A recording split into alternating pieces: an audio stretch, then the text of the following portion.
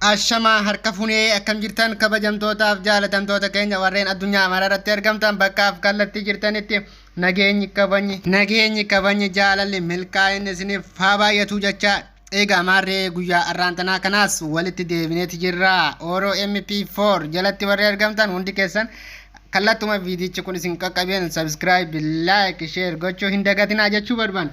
Egaa maarree barumsa tokko akkuma waliin fudhachaa turretti jechuudha. Guyyaa arraantanaa kanaas barumsa baay'ee bareedaa fi barbaachisaa isa ta'e tokko akka waliin fudhannu abdii guddaa qabna. Egaa maarree barumsi keenya kan guyyaa arraantanaa kun jechuudha akeekachuu jedha. Maalidha dhiiroo wanni akeekkannutu hin jenne mee waliin haa ilaallu.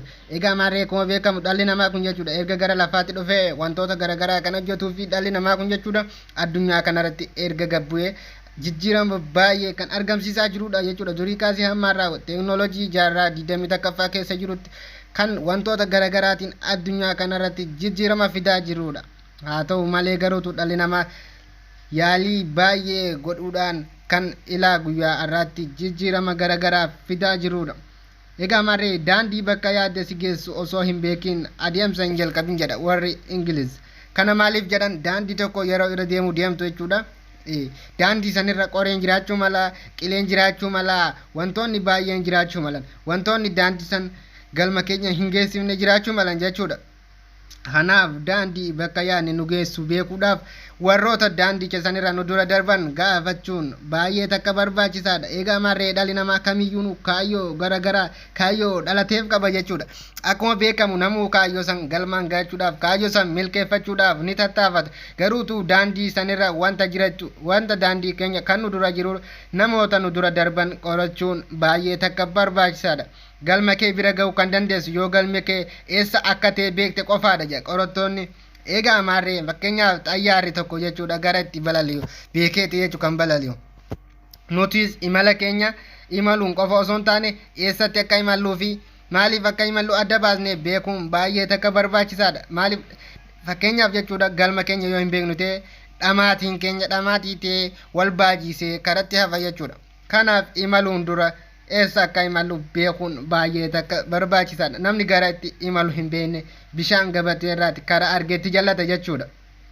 Maarree daandii irra deemaa jirru kana irratti jechuudha daandiin san maal akka ta'e waa'ee daandii sanii beekuun baay'ee takka barbaachisaadha.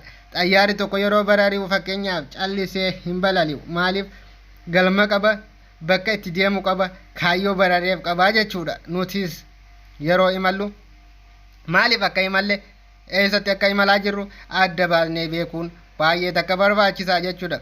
Garamitti akka imalaa jirru, maaliif akka imalaa jirru, maal akka barbaadaa jirru adda baasnee beekuun barbaachisaadha jechuudha.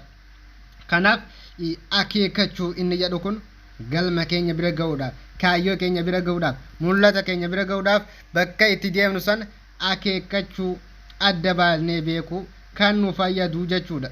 Maarree akkuma beekamu fakkeenyaaf dhalli namaa addunyaa kanarratti wantoota garaagaraa kalaqee wantoota garaagaraa uumee kan nu biraan ga'e baay'eetu jiru jechuudha. Fakkeenyaaf saayinsitoonni addunyaa kanarratti jechuudha urmii isaanii dabarsuudhaan wantoota dhalootaaf dabarsanii wantoota seenaan hin daganne nuuf kaanii biraa darban meeqaatamitu jira. Garuu isaan sun jechuudha bu'aa bayii baay'ee keessa darbuudhaan urmii isaanii irratti dhangalaasuudhaan wantoota haarii akkan argachaa turanidha. Fakkeenyaaf saayinsitoonni tokko jechuudha wantoota garaagaraa kan argatan fakkeenyaaf maqaa dha'uudhaaf kan baay'ee takka seenaan isaanii dhaloota biratti yeroo kamiyyuu dagaagaa deemu kanneen akka Albert Einstein kanneen akka Galileo Galilei seenaan isaanii yoomuu hin dagatu. Kanaaf nutis dhaloota maal goone jennee faa gaafannu. Egaa mata dureen keenya kan guyyaa irraa asirratti xumuraa waan nu dhageeffattaniif galatoomaa viidicha kana subscribe gochuu isin jechuu jaalanna.